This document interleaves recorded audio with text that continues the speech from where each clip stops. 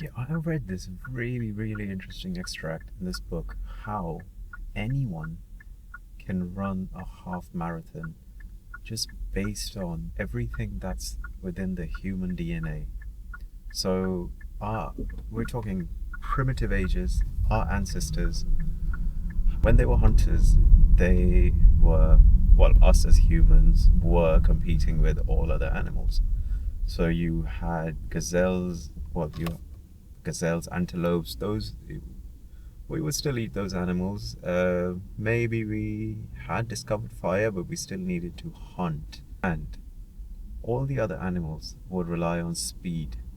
All the other animals rely on strength. So you have lions, you have cheetahs, you have other wild animals, can't really think of. But yeah, they would rely on all these characteristics that we can't. But what humans had was tact. What humans had was the thinking capability. What we had was the capability to actually put together a plan.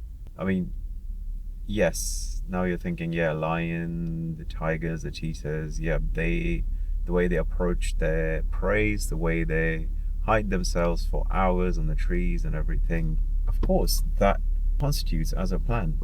But humans, when it comes to their thinking prowess, the way they went about approaching these animals, went about seeing how to hunt, that's what humans at a level which were far, far above any other animals out there. So what we did, this is where the half marathon comes in. What we did was, okay, if there's a gazelle, a cheetah will chase, and he would be far ahead of us. Now imagine, say you were running after something, you're trying to catch someone or something, and it's Usain Bolt. He would have a far better head start. Say if he runs for a kilometer, he's got probably about half a kilometer worth of distance on you.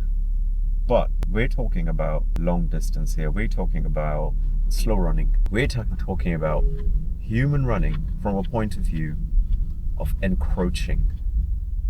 We're talking about human running from a point of view of slowly approaching the animals. What humans would do was, once all these animals have tried their best trying to catch these gazelles, trying to catch the wildebeest in the great savannas, humans would keep running after them. They will keep chasing them.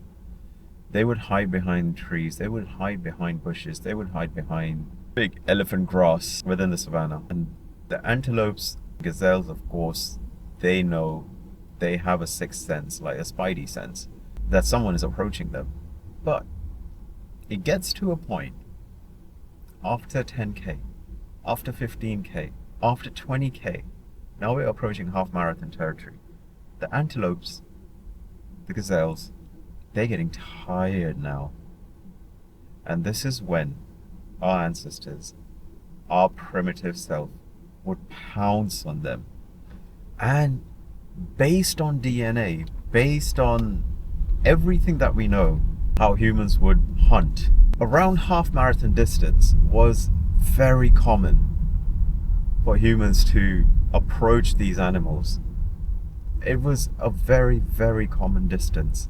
And that is within our DNA. There are so many traits within our DNA, within our primitive DNA, that have followed generations after generations and has stayed there. And this is what I mean. We have it in every single one of us to be able to run a half marathon. Of course, if you haven't run much for a while, yes, you can train. But it really wouldn't take, maybe a training block, maybe if you are fit enough, maybe you do other sport, one training block is more than enough for you to go from, say, a park run or a 5k to a half marathon. And the reason I say this, because I have seen people do that. People have literally gone from park run to half marathons. And now they've started running half marathons, they've gone straight to marathons because they've got the confidence to actually run that distance.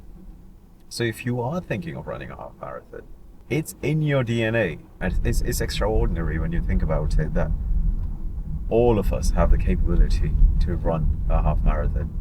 Even though it feels daunting, if that distance just feels daunting to you right now, don't worry. It's in your blood. All right.